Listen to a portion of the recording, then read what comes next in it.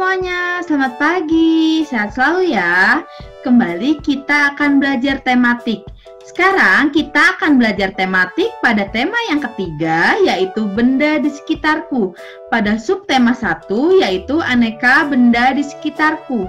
Pada pembelajaran yang ketiga, diperhatikan ya. Sekarang kita akan belajar pengukuran panjang dengan satuan baku. Agar tidak terjadi perbedaan hasil pengukuran, kita perlu menggunakan alat ukur panjang baku. Yang pertama ada penggaris. Penggaris dapat digunakan untuk mengukur panjang garis atau benda-benda yang ukurannya tidak terlalu panjang. Misalnya mengukur buku, atau pulpen, atau pensil, dan lain sebagainya. Hasil pengukuran dituliskan dalam satuan milimeter, atau sentimeter, atau inci. Lalu ada meteran roll besar. Meteran roll besar itu digunakan biasanya untuk pengukuran tanah. Biasanya digunakan untuk pekerja bangunan. Hasil pengukuran dapat ditulis dalam satuan sentimeter atau meter. Lalu ada meteran roll kecil.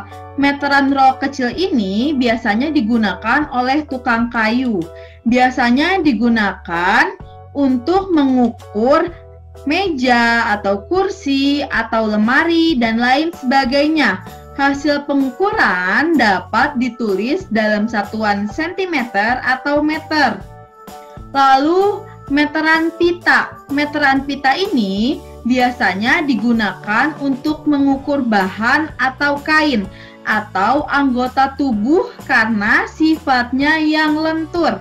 Hasil pengukuran dapat ditulis dalam satuan sentimeter atau meter.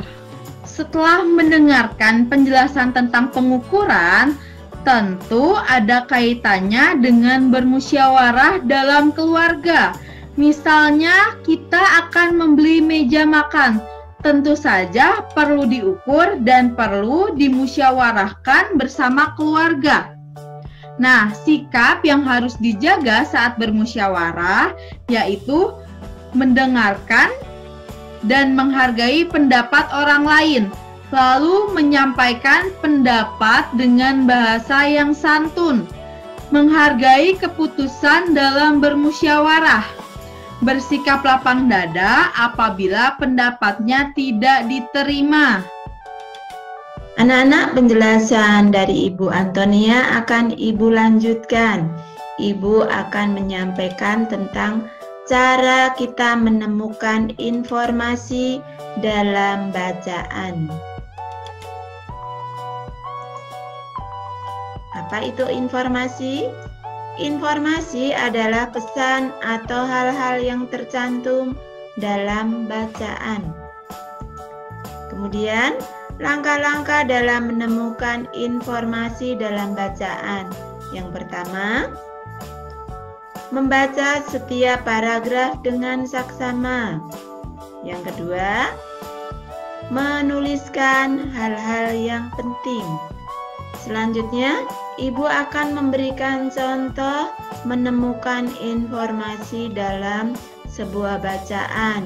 Bacaan ini judulnya Benda dari Logam, Kaca, dan Karet yang terdapat dalam buku tematik 3B halaman 17. Setelah kita membaca, kita kelompokkan bendanya. Ya, ada di sini pengelompokan benda. Yang kita baca tadi adalah tentang logam, kaca, kemudian karet. Logam, apa informasi yang dapat kita temukan dalam membaca bacaan tentang logam? Yang pertama, diperoleh dengan cara ditambang. Ditambang itu diperoleh dengan cara digali dengan kedalaman yang cukup dalam.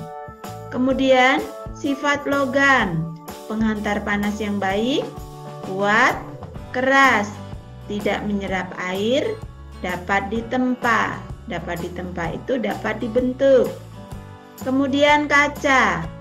Kaca, ketika kita membaca tentang kaca, informasi yang kita peroleh yaitu terbuat dari pasir silika. Yang kedua, sifat kaca mudah pecah, kedap air, tembus cahaya, dan mudah pecah. Kemudian karet, dari bacaan tentang karet dapat kita temukan informasinya yaitu terbuat dari getah pohon karet. Yang kedua, sifat karet itu lentur, kuat, tidak menghantar panas. Anak-anak, penjelasan dari Ibu Yuli dan Ibu Antonia sudah selesai. Ibu mengucapkan terima kasih karena anak-anak sudah mengikuti pembelajaran hari ini dengan baik. Semoga anak-anak hari ini dapat belajar dengan rajin. Terima kasih anak-anak, selamat belajar, Tuhan memberkati. Dadah.